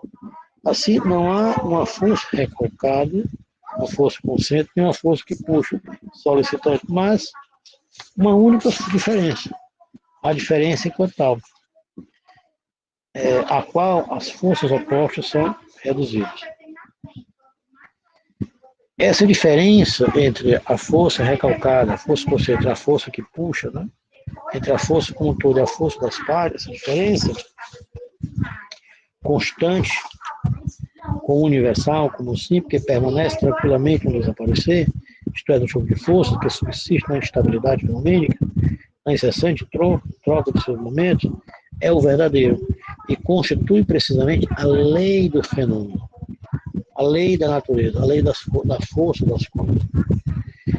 A lei não é mudanças, mas a diferença sim que repousa no interior como uma imagem constante do fenômeno cambiante, sempre estável. O interior é precisamente o mundo das leis, die Welt der Gesetze. Com imagem calma, não é o interior, imagem calma, tranquila do mundo externo, do mundo interior. Isto é, o reino calmo das leis. O entendimento quer chegar ao que é o interno. E dentro do interno tem o que? Uma permanência. Vai justamente transformar essa permanência, se necessário, numa lei. Isso que é a permanência. Porque essa permanência foi tirada do não permanente, da turbulência do mundo fenomênico. Então, o mundo das leis, ele é, portanto, o reino calmo das leis. Reich der Gesetze. Com algo não só para além do mundo fenomênico imediato, do mundo percebido, uma força constante, mas também presente nele, no mundo fenomênico. Fiz aqui até uma pequena anotação, parte da sua exposição, quando você se refere ao entendimento do fenômeno a partir de Marx e Hegel, né, eles têm uma aproximação com relação a isto, né? Então, por exemplo, eu citei aqui, né, para chegar ao valor, Marx passa antes pela sua manifestação fenomênica, como a mercadoria. Em seguida, vai ao interior da mercadoria, a essência da mercadoria. Ao revelar as partes interiores da mercadoria, que é o valor de uso e o valor de troca, por exemplo, Marx se aproxima de uma parte da totalidade do capital, ou de uma parte da totalidade do valor. Resta examinar aí, para Marx, em seguida, né, o que é o valor, como é produzido, do que resulta a percepção da mais-valia, por exemplo. E ainda assim não chegou na totalidade da compreensão do que é o capital. Né? Isso. Nas partes, né, no interior de cada parte. Isso, continuando. O fenômeno, ficar muito claro, o fenômeno para Hegel não é só aparência. O fenômeno para Hegel não é só engano. O fenômeno, entendido no sentido só de aparência, né, que não revela a essência, o fenômeno só como externo, que não revela o interno, o fenômeno só como exterior, que não possibilita o interior, isso é uma forma de entender o fenômeno. Forma essa dada pela consciência pobre, ou pelas consciências ainda limitadas, que são as consciências sensitivas e percipientes.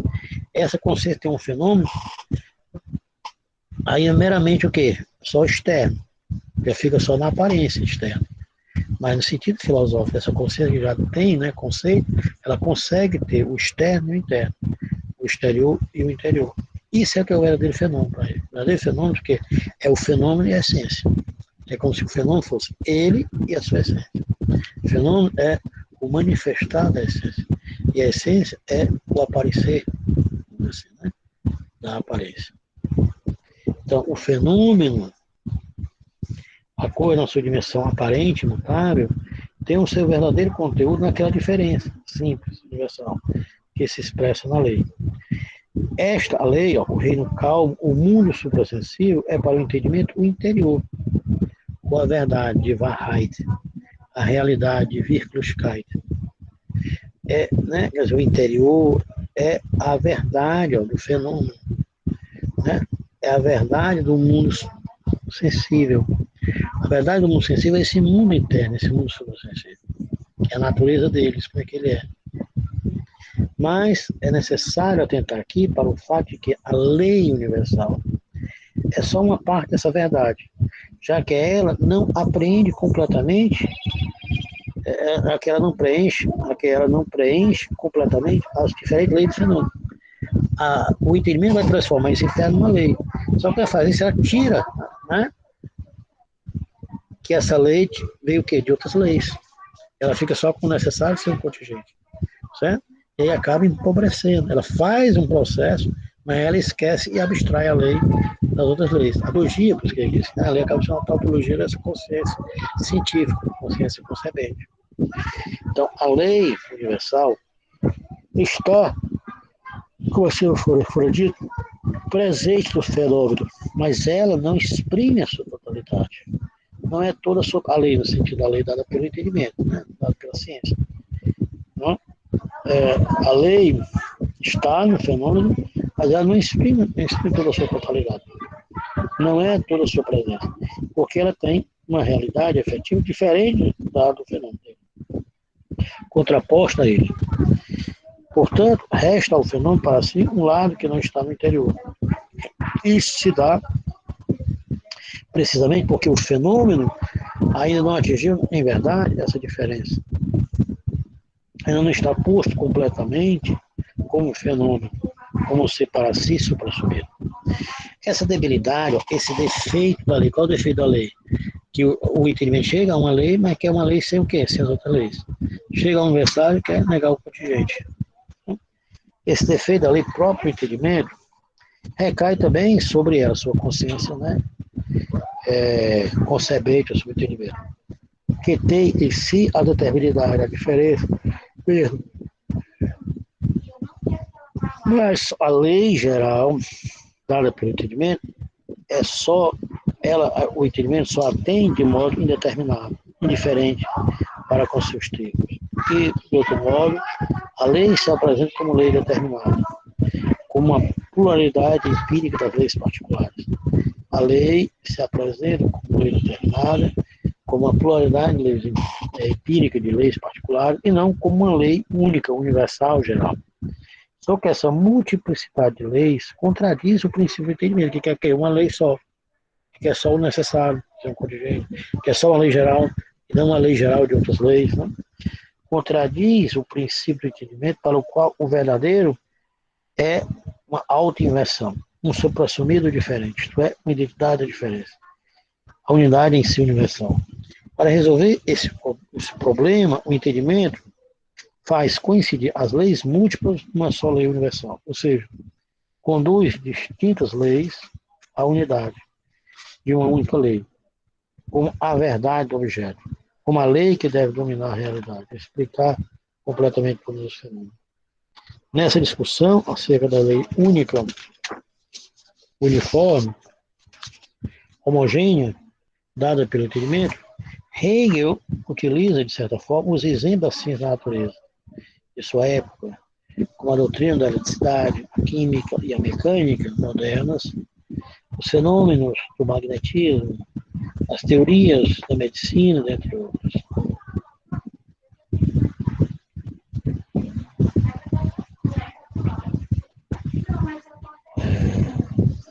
Então, cita aqui, por exemplo, a lei da gravidade, né, como uma lei universal dos corpos, isto é, a lei da atração, que regula em torno da lei a queda dos corpos da Terra, quanto a do movimento das esferas celestes. A lei única universal se torna, no entanto, superficial, vazia, pois, em vez de exprimir o conteúdo qualitativo das leis particulares e de unificar suas determinações diversas, acaba não abarcando a totalidade das aparências dos fenômenos. Assim sendo, a lei da atração universal é apenas uma fórmula abstrata, o conceito da lei mesmo, que se opõe como existente objetivado. Tal lei anuncia apenas que tudo tem uma diferença constante com o outro, porque toda realidade é regida por uma legalidade. Embora o entendimento pense ter aí descoberto uma lei universal, quando exprime a universalidade efetiva como real, mas que, na realidade, tem encontrado apenas o conceito, né, dela, do entendimento de lei. Isso não deixa de ter mérito, né, porque a pessoa elaborou leis, para pensar a realidade, elaborou conceito. Embora esse conceito são tiradas da contingência e vistas como se fossem só leis, né, dadas pelo entendimento. Isso não deixa de ter mérito, já que se confronta com uma representação vulgar, carente de pensamento, que acredita em realidade não regida por leis, mas dada de forma imediata, contingente, né, como acontece na consciência sensitiva e consciência percipiente. Um pouquinho mais adiante, ok? Um pouquinho mais adiante. Não sei se vocês estão entendendo, né? O Hegel vai dizer que essa consciência percebente, ou consciência concebente, o entendimento, é um salto. Por quê? Porque ela elabora leis, né? Ela elabora abstração. E a lei o que é universal, mas não universal, mas dado pelo sentido, dado pelo intelecto, certo? De uma forma de razão. Só que ela elabora leis como? Pela mediação do objeto que é força. E através da força, o objeto está se revelando no seu interno, no seu interior. O entendimento chega do interior e transforma esse interior que permanece no objeto, aquilo que permanece na mutabilidade, aquilo que permanece na mudança, transforma esse que permanece no necessário, um conceito, uma lei para expressar o objeto. Só que ela esquece esse processo, que esse necessário vê o quê? Do contingente. Que esse permanente vem o quê? Do não permanente. Né? Que esse uno vem do múltiplo. Que essa unidade vem da diversidade. Que esse universal vem da contingência. E o entendimento elabora uma lei e quer que essa lei não tenha o quê? Contradição. Não quer que essa lei seja uma lei de outras leis. Daí ele acaba tendo uma lei meramente formal, criada por ele mesmo. E que, na verdade, não está dando conta ao objeto. Por quê? Porque ele falta dialética. Que é justamente essa lei universal com as leis particulares. Que é justamente a lei do uno, mas com o múltiplo. Que é a lei do universal do contingente. Tá certo? Então, a lei geral das Allgemeinen Gesetze, né? A lei universal, o conceito de lei, como a lei da atração universal, se opõe às leis determinadas que estão lá no objeto, visto que a primeira, a lei geral, é considerada pelo entendimento como a essência, o verdadeiro interior das coisas. E a segunda, a pluralidade das leis empíricas, pertence apenas a momentos evanescentes, à esfera dos fenômenos, à aparência sensível e imediata da coisa. Na verdade, a lei geral não só ultrapassa as leis determinadas, como ainda se volta contra si mesmo. Na medida que a lei geral, né, nega as outras leis, acaba sendo uma lei vazia. Na medida que a lei é universal, mas sem contingência, é um universal vazio. Né? Certo? Isso que ele quer dizer. A lei tem que ser uma lei de outras leis. Tem que ser universal do particular. Tem que ser universal do contingente. Porque se não tem contingência, acaba sendo uma tautologia, um vazio. Né? Na verdade, a lei geral não só ultrapassa a lei determinada, tira a lei determinada, como ainda se volta ao contrário, se não tem mais lei determinada, outra lei, é só o vazio, não é lei. A lei é a unidade da diversidade, é o todo das partes, né? É o uno do múltiplo, é o necessário do contingente. Na verdade, a lei geral não só ultrapassa as leis determinadas, como ainda se volta contra si mesmo. Porque se volta contra si mesmo, porque se tirar as partes, essa lei vazia. Contrastando o seu próprio conceito, isto é, se dá porque a lei geral, tratada aqui pelo entendimento, ao acolher em si mesmo, o seu interior, as leis determinadas, as nega. E ao negá-la, também nega a si mesmo, porque passa a ser uma unidade vazia, passa a ser um uno vazio. Já que ela, essa lei geral, abstraída dessas determinações, dessas diferenças, torna-se uma unidade vazia. Na verdade, o conceito de lei, compreendido no seu verdadeiro sentido, tal como o Hegel defende, deve captar as diferenças, que são os momentos separados e independentes. E listar uma unidade simples, que é a necessidade interior da própria lei. Ok? Mais um pouquinho, tá? Na concepção de Hegel, a lei apresenta, portanto, duas maneiras. Uma, como uma expressão das leis particulares, que são momentos diferentes, independentes. A outra, como a forma simples, refletindo sobre si, que é o aspecto necessário da lei. Da lei que se opõe meramente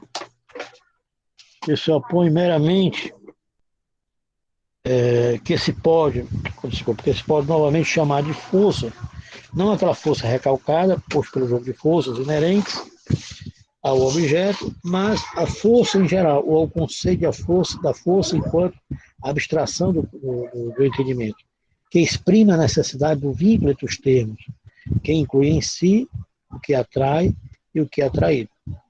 Consideramos uma lei particular, por exemplo, a lei geral da eletricidade.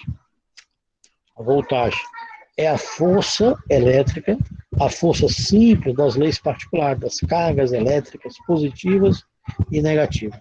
A lei geral daquela dos corpos, da gravidade, é a força, o símbolo da diferença de grandezas, dos diversos momentos do movimento, do tempo, da velocidade, do tempo decorrido, no espaço, na instância decorrida.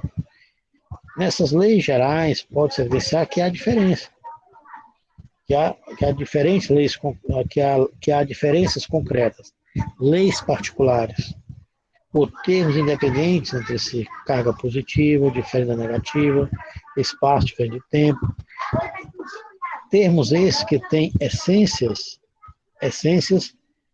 neles mesmos, conteúdos distintos, onde um não contém necessariamente o outro, de modo que o vínculo, a relação entre eles não é necessária, mas artificial. A lei, como força simples, elaborada pelo entendimento, é, pois, indiferente ser positivo ou negativo, ser espaço ou tempo. Ela é única e necessária. A lei tem que ser dessa maneira, ou então tem a propriedade de se exteriorizar assim. A lei ela deve desdobrar-se assim, justamente porque deve. Hegel chama a atenção para o fato de que a lei dada pelo entendimento é necessária. Mas sua necessidade não é aqui uma necessidade, né? Mas uma palavra que é a necessidade do contingente. A lei é uno, mas não é um uno sem um múltiplo, é o uno do múltiplo. A lei é a unidade, mas a unidade é a diversidade. Né? Ou seja, visto que Hegel chama a atenção para o fato de que a lei dada pelo entendimento não é necessária. O entendimento, que é necessário o contingente. Não é necessária. Mas a sua necessidade não é aqui uma necessidade, mas uma palavra vazia, abstrata. Visto que ela, né, a lei, é meramente uma definição ou um conceito do entendimento. Uma identidade formal ou uma essência na qual não está contida a existência. Ou, com outras palavras, a lei como lei necessária não está posta na contingência, na realidade, na coisa mesmo. Essa lei geral, enquanto força simples ou diferença interna, é obra do entendimento mesmo. Essa lei geral, enquanto força simples ou diferença interna, é obra do entendimento. Por isso, seu aspecto necessário não é real, porque é necessário o contingente. Não é real, exprime apenas a própria necessidade do entendimento de ter uma lei geral.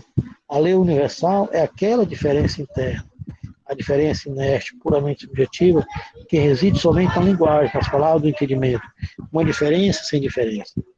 Uma diferença que não exprime nenhuma diferença da coisa mesmo. Se não tiver diferença, não é lei. Então, eu vou ler um parágrafo do livro, só para depois eu volto para cá, tá certo? Para vocês sentirem, né? Não terminamos o texto, ok? Certo? Ó, eu vou ler um parágrafo. Vamos lá para o livro. Não sei se vocês têm um livro aí, mas eu vou ler. Força e entendimento na obra, tá? Que é no parágrafo, a gente começa um parágrafo. Deixa eu ver aqui só o parágrafo. Aqui desse capítulo, começa um parágrafo 132, na página 95 dessa versão. Ok? Eu vou ler um parágrafo, os dois parágrafos, para animar vocês, tá bom? Mas depois de ler esse texto, eu voltar para cá e ler, vai ficar compreensível. Então, uma introdução, vou ler uma introdução, depois eu leio o parágrafo. Parágrafo 132, na nossa versão, na página 95. Ó, diz assim: nesse momento dialético, que é uma leitura minha, depois eu leio o texto, dissipou-se, né, a certeza sensível. Né, saiu esse lado do ver, ouvir, pegar, etc. E a consciência agora reuniu os pensamentos da percepção, né, ou seja, do universal, no universal incondicionado. que ela, a consciência concebente, toma agora, né, esse universal incondicional como sua essência, como seu objeto verdadeiro, formado por uma reflexão interna do objeto sobre si mesmo, a partir da relação com o outro, ou seja, com a sua totalidade das partes. Mas a consciência não reconhece a si mesmo nesse objeto refletido. Nós, filósofos, fazemos, né? Aqui também o começo é meio complicado, mas depois fica claro.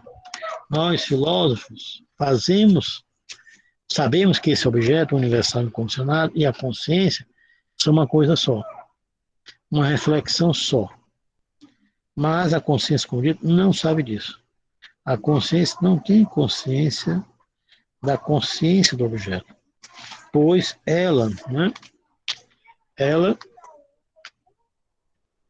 Pois o objeto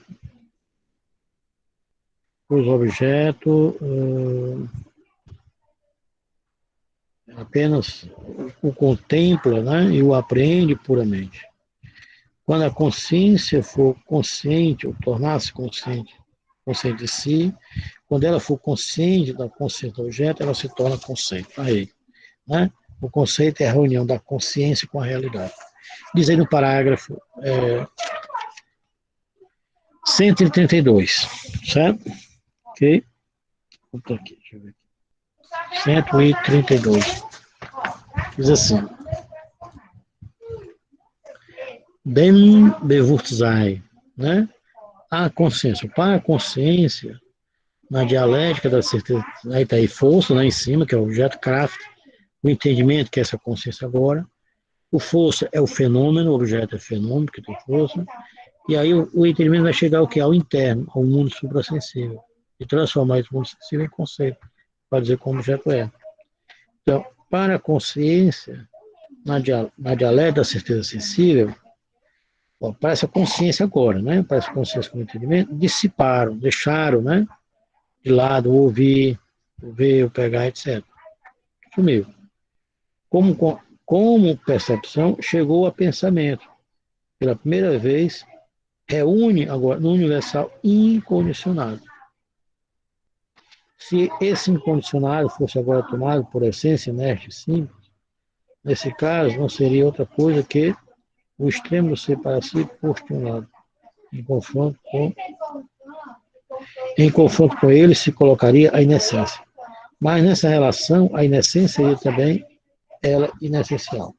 No entanto, surge como algo que assim retornou a partir de um tal ser por si incondicionado. Okay? Ou seja, a consciência concebente, né, tem um objeto como universal, mas não mais condicionado pelo sentido, mas universal concebido por ela, que é a lei. A lei é uma elaboração dessa consciência, como universal para dizer como objeto é. Ok? Aí vem o parágrafo seguinte, mais um. Né? Diz assim. Vem mais um. Né? Diz aí. Ó, esse universal incondicionado, que de agora em diante é objeto verdadeiro dessa consciência.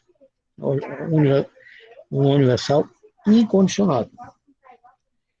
Está ainda no objeto dessa consciência, a qual ainda não aprendeu o conceito como conceito. Importa fazer uma distinção essencial entre duas coisas. Para a consciência, o objeto retornou a si mesmo, né? O objeto retornou a si mesmo, porque ele faz força, ele retorna a si mesmo, a partir da relação com o outro, que é o outro universal das partes. Né? E com isso tornou-se conceito. Porém, a consciência ainda não é ainda para si mesmo conceito. Ela não percebe que ela está fazendo uma reflexão sobre ela mesma ao refletir sobre o objeto. E por causa disso, não se reconhece naquele objeto como objeto, né, no qual ela reflete. Aí vem o terceiro parágrafo, do 132, né? E depois vem o parágrafo 133. Deixa eu só ler esse 32 aí. Essa observação desse parágrafo. Diz assim, né? O objeto, na verdade, objeto da consciência. Nele, ela, né, a consciência se reflete. E por isso, ao aprender o objeto, se dá conta de si mesmo, mas aqui a consciência ainda toma o objeto como algo exterior a ela e por isso como algo objetivo e não verdadeiro.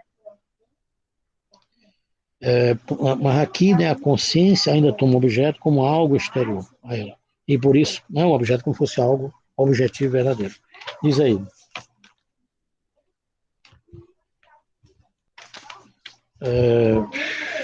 Para nós, filósofos, né, esse objeto, certo? Mediante o movimento da consciência, passou por um via C em que a consciência está de tal modo implicada, que a reflexão é a mesma dos dois lados, sujeito e objeto. Ou seja, uma reflexão só. Ao refletir sobre o objeto, reflete sobre ela. Ao refletir sobre ela, reflete sobre o objeto, porque não há separação entre sujeito e objeto. No entanto, a consciência nesse movimento tinha apenas por conteúdo, né, objeto, e não a consciência como tal. Então, só acho que para ela o resultado tem de ser posto numa significação objetiva. E a consciência deve retirar-se, já que o objeto é verdadeiro, né? O qual, porém, como algo objetivo, é para ela a essência. Até aqui, o que vocês estão achando? Até aqui deu para compreender o que é o entendimento? É tipo da consciência científica, tá, Rei?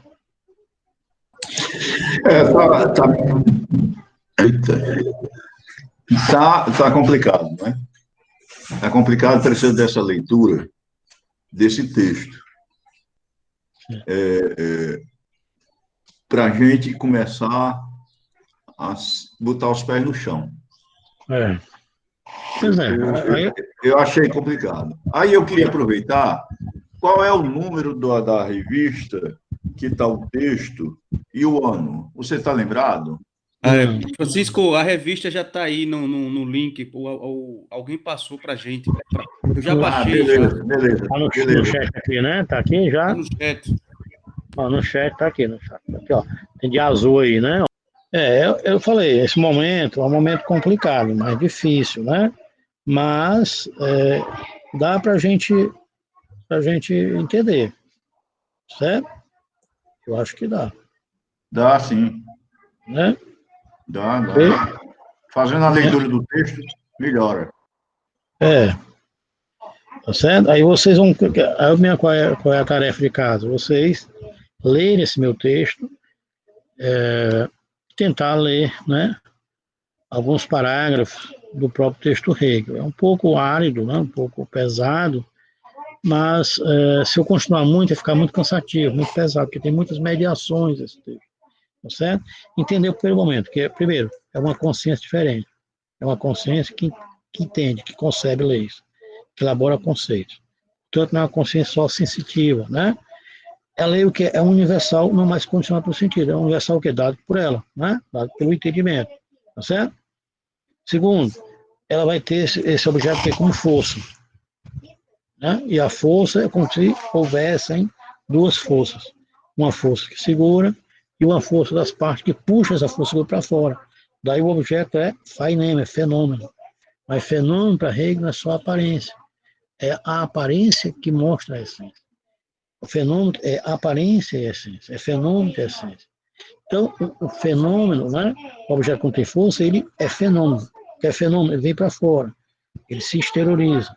Ele se externaliza. E ao vir para fora, ao se externalizar, ao se exteriorizar, ele exterioriza o seu interno, ele exterioriza o seu interior, ele, na aparência, ele mostra a sua essência, e aí vem o entendimento e tem um acesso a esse interior, tem um acesso a essa interioridade, a essa essência, e descreve, vamos dizer assim, na lei, como é que o objeto funciona.